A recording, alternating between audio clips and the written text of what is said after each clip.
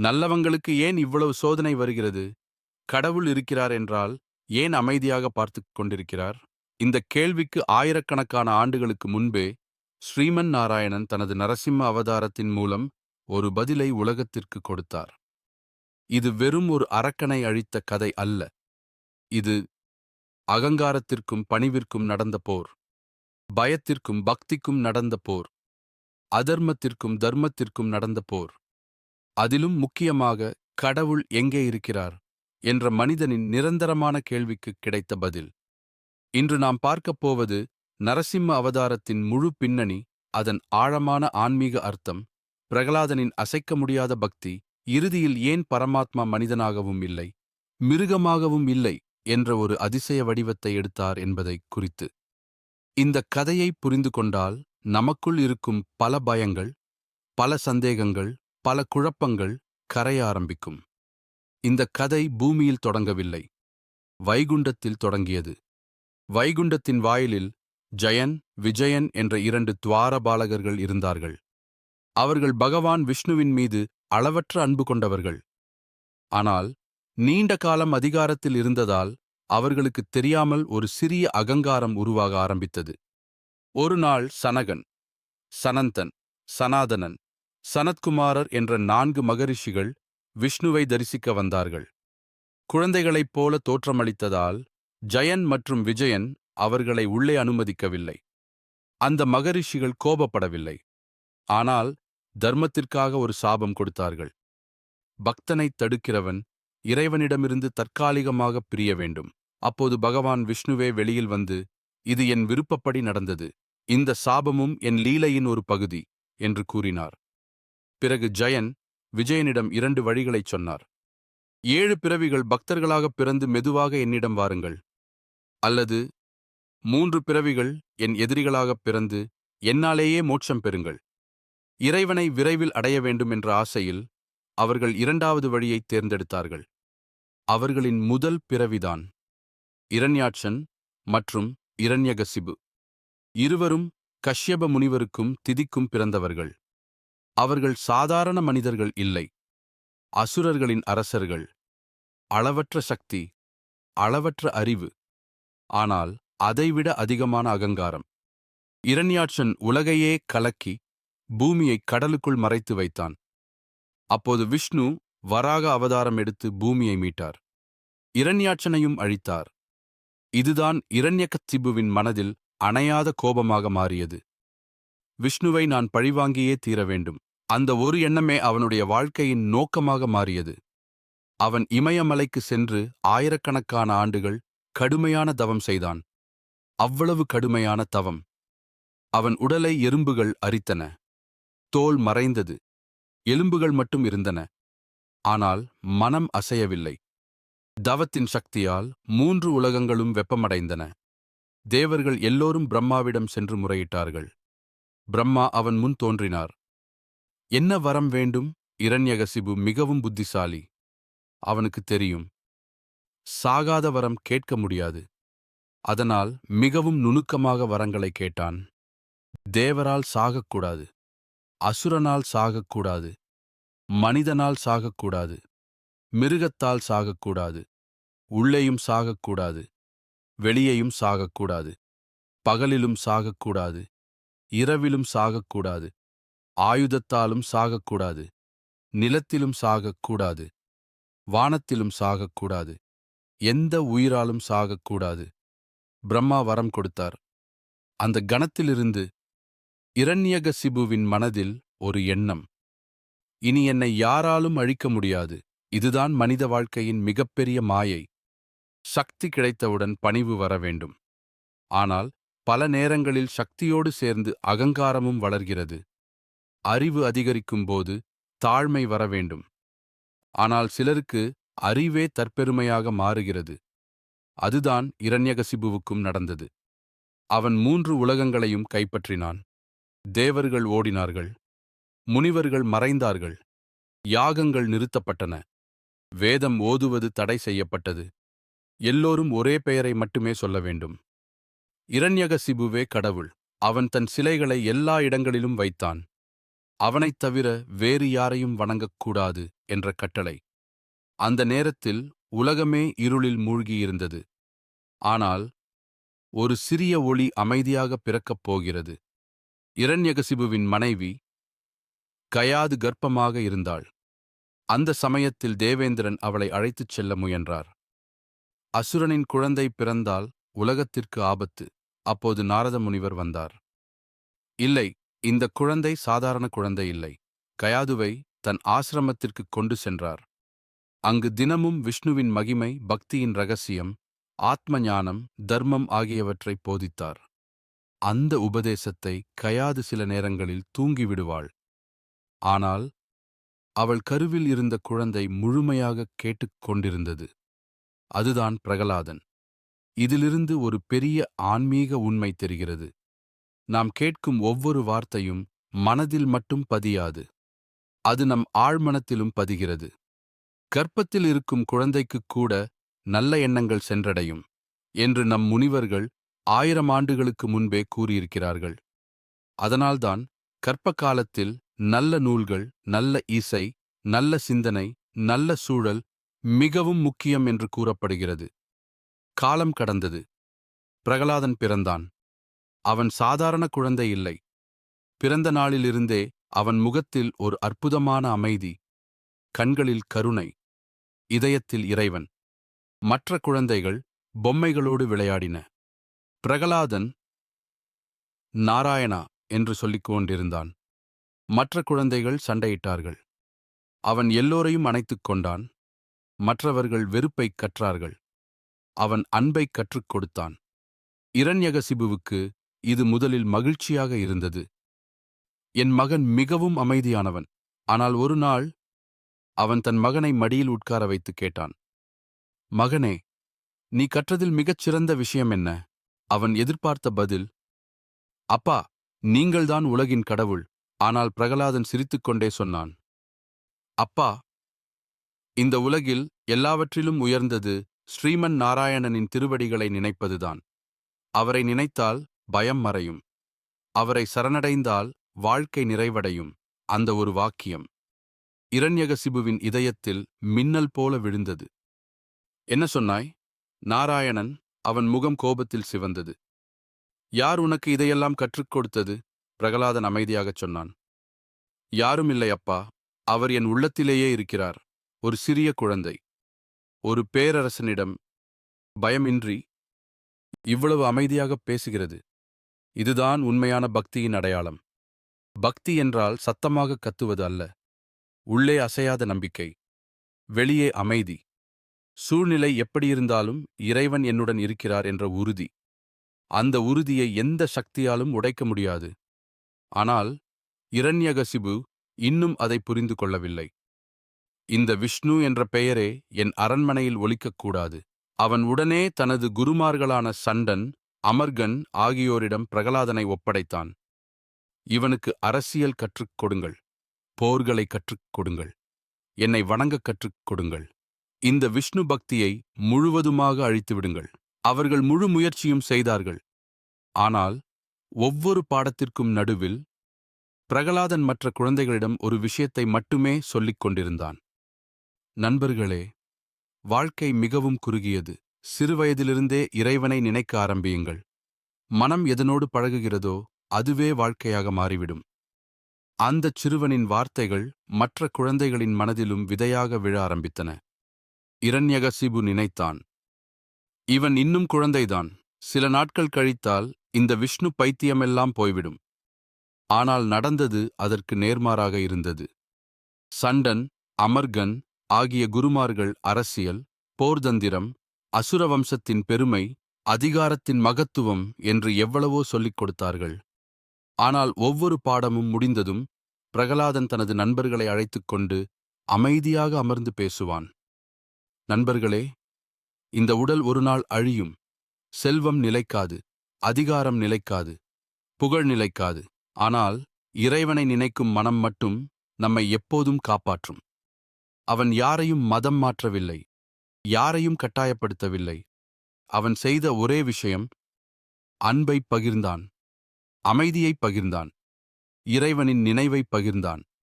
அதுதான் உண்மையான பக்தி. அது ஒருபோதும் வற்புறுத்தாது. அது தானாகவே மற்றவர்களின் இதயத்தைத் தொடும்.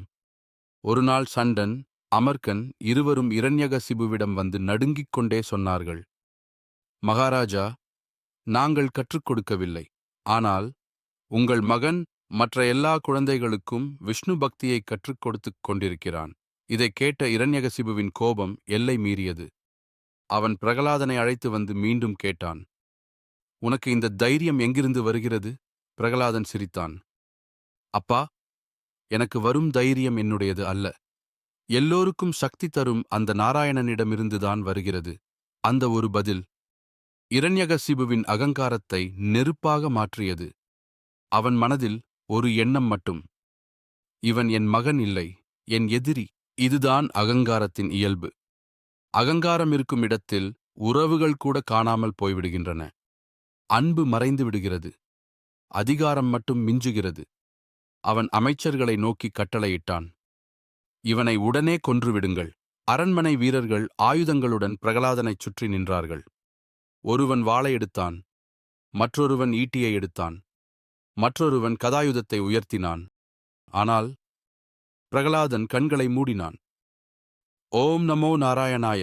அவன் முகத்தில் பயமில்லை, அவன் உடலில் நடுக்கமில்லை, அவன் மனதில் சந்தேகமில்லை. வீரர்கள் தாக்கினார்கள். ஆனால் எந்த ஆயுதமும் அவனைத் தொடவில்லை. அவை உடைந்தன, வளைந்தன. அவனுக்கு ஒரு சிறிய காயம் கூட ஏற்படவில்லை. அங்கே இருந்த அனைவரும் அதிர்ச்சியடைந்தார்கள். இரண்யகசிபு சிந்திக்கவில்லை. கோபப்பட்டான். யானைகளை கொண்டு வாருங்கள். மதம் பிடித்த பல போர்களில் வென்ற யானைகள் கொண்டு வரப்பட்டன. பிரகலாதனை அவற்றின் முன் நிறுத்தினார்கள். யானைகள் பாய்ந்தன. பூமியே அதிர்ந்தது. ஆனால் பிரகலாதன் அசையவில்லை. அவன் மனதில் ஒரே நாமம், நாராயணா. அந்த யானைகள் அருகில் வந்தவுடன் திடீரென்று அமைதியாகின. அவனுடைய காலடியில் மண்டியிட்டன. அவனுடைய பாதங்களை முகர்ந்தன. ஏன்? ஏனென்றால் இறைவனின் அன்பை உணர்ந்த உயிரினத்திற்கு வன்முறை செய்ய முடியாது. இது வெறும் அதிசயம் அல்ல, பகவதம் சொல்லும் ஒரு ஆழமான உண்மை. நம்முடைய உள்ளத்தின் அதிர்வு நம்மைச் சுற்றிய உலகையும் மாற்றுகிறது. மலையின் உச்சிக்குக் கொண்டு போங்கள். வீரர்கள் பிரகலாதனை ஒரு உயரமான மலையின் மேல் கொண்டு சென்றார்கள். கீழே ஆழமான பள்ளம். இப்போது பார்ப்போம், உன் நாராயணன் எப்படி காப்பாற்றுகிறார். அவர்கள் அவனை தள்ளிவிட்டார்கள். பிரகலாதன் கீழே விழுந்தான்.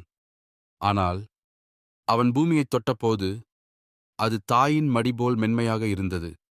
ஒரு பூ விழுவது போல அவன் தரையில் இறங்கினான். ஒரு சிராய்ப்பும் இல்லை. இரண்யகசிபுவின் கோபம் அதிகரித்தது. பாம்புகளை விடுங்கள். நஞ்சு நிறைந்த விஷப்பாம்புகள் அவனைச் சுற்றிவிடப்பட்டன. அவை சீறின, ஆனால் கடிக்கவில்லை. அவனுடைய பாதங்களருகே அமைதியாக சுருண்டு படுத்துக் கொண்டன. இறைவனின் நினைவு இருக்கும் இடத்தில் பயம் கரைந்து விடுகிறது. விஷம் கொடுங்கள். உணவில் கொடிய நஞ்சு கலக்கப்பட்டது. பிரகலாதன் வழக்கம் போல, இந்த உணவும் உன் அருளே என்று நினைத்து உண்டான். அந்த விஷம் அமுதமாக மாறிவிட்டது. இங்கே ஒரு ஆழமான ஆன்மீக அர்த்தம் இருக்கிறது. நாம் எதை இறைவனுக்கு அர்ப்பணம் செய்து ஏற்றுக்கொள்கிறோமோ அது நம்மை உடைக்காமல் நம்மை உயர்த்தும் சக்தியாக மாறுகிறது. நெருப்பில் போடுங்கள். மிகப்பெரிய அக்கினி மூட்டப்பட்டது. அந்த நெருப்பின் வெப்பத்தை பார்த்தாலே மனிதன் தாங்க முடியாது. பிரகலாதனை அதன் நடுவில் அமர வைத்தார்கள். அவன் மீண்டும் கண்களை மூடினான். நாராயணா, அந்த நெருப்பு அவனை எரிக்கவில்லை. மாறாக அது ஒரு தாமரைத் தோட்டத்தின் குளிர்ச்சியைப் போல மாறிவிட்டது. இதைத்தான் பலர் புரிந்து கொள்ள வேண்டும். பக்தி என்றால் வெளியில் நெருப்பு வராது என்பதல்ல, உள்ளே எரியாமல் இருப்பதுதான். இரண்யகசிபு ஒவ்வொரு தோல்விக்குப் பிறகும் இன்னும் கொடூரமானவனாக மாறினான். ஏன்?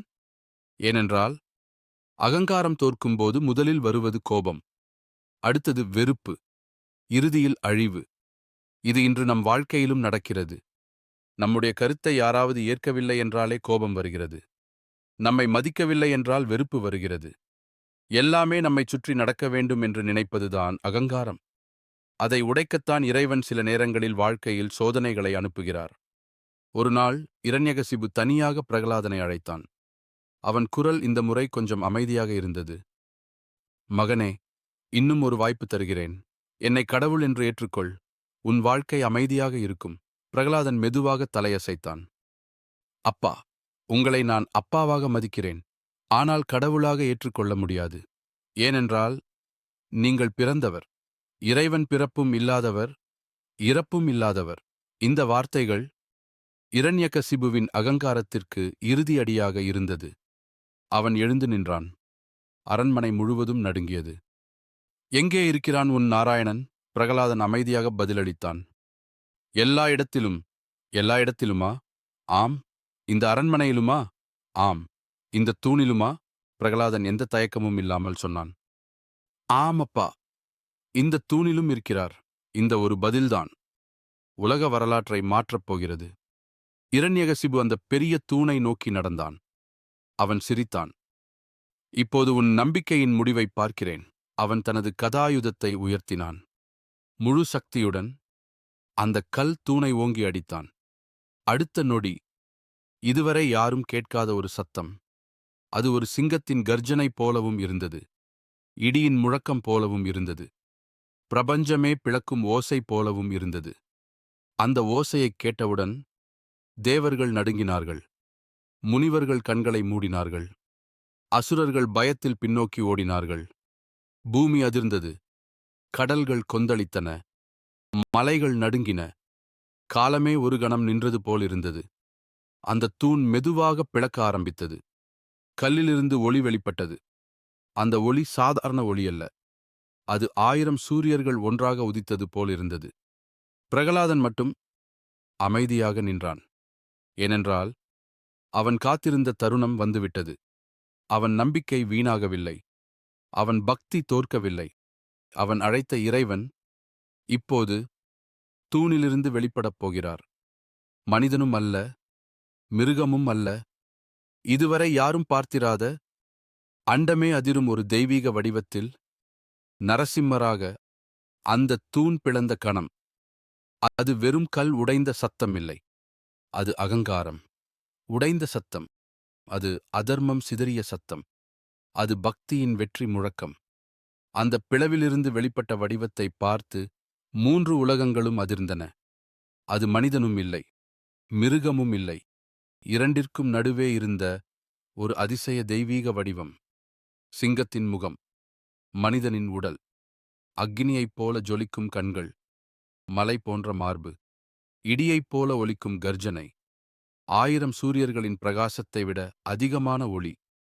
இது வெறும் கோபத்தின் உருவமல்ல. இது தர்மத்தை காப்பாற்ற எழுந்த பரம்பொருளின் தீர்மானம். இரண்யகசிபு ஒரு கணம் திகைத்தான். இது என்ன உயிர்?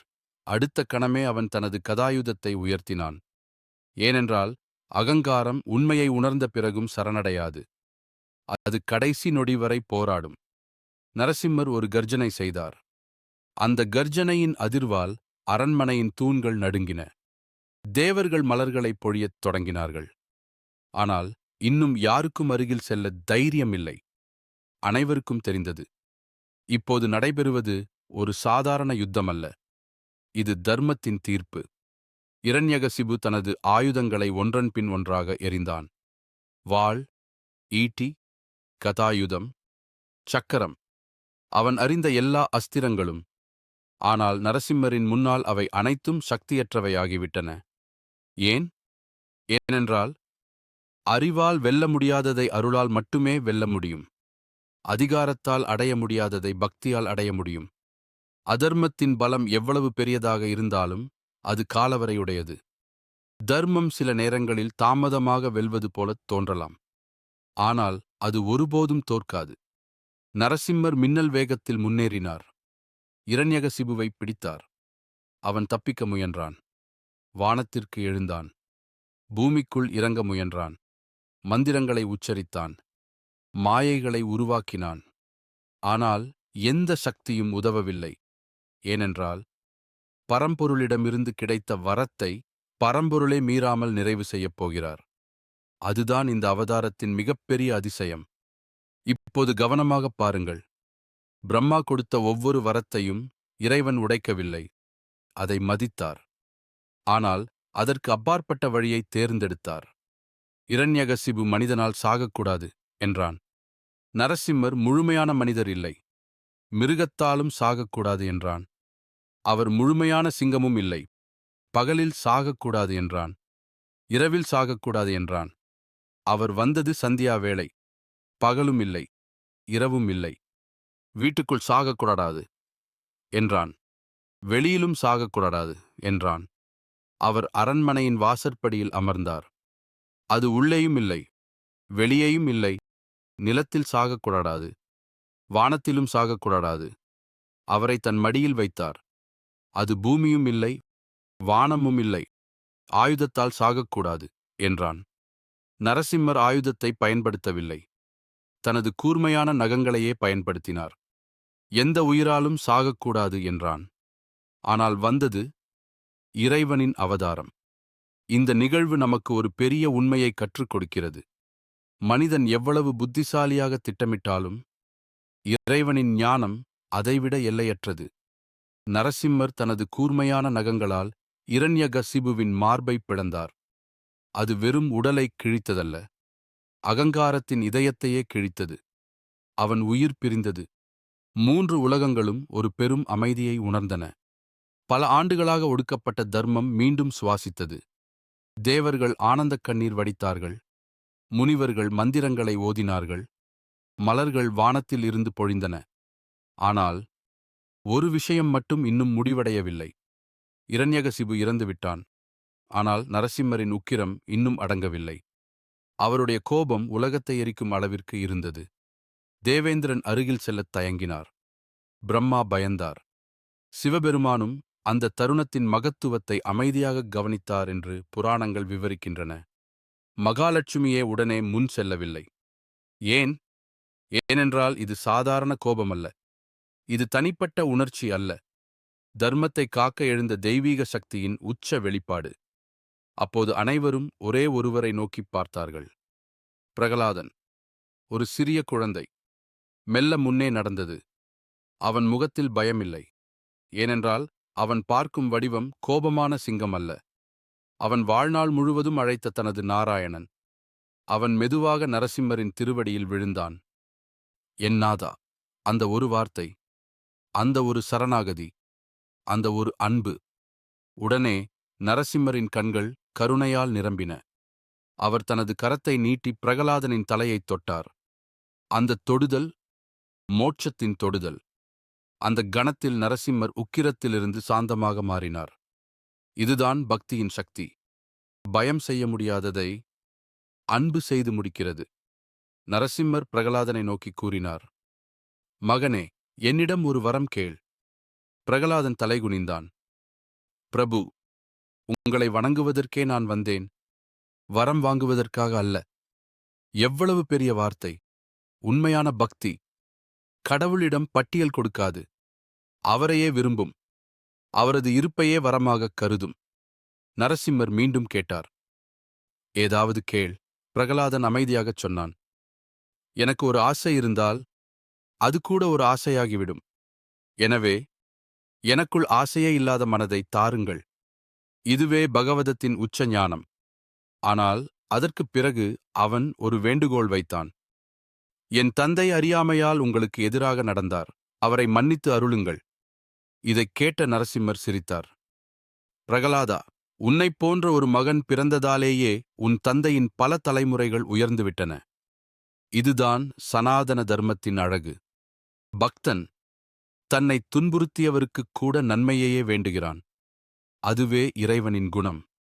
பின்னர் பிரகலாதன் அரசனாக முடிசூட்டப்பட்டான். ஆனால் அவன் தந்தையைப் போல ஆட்சி செய்யவில்லை.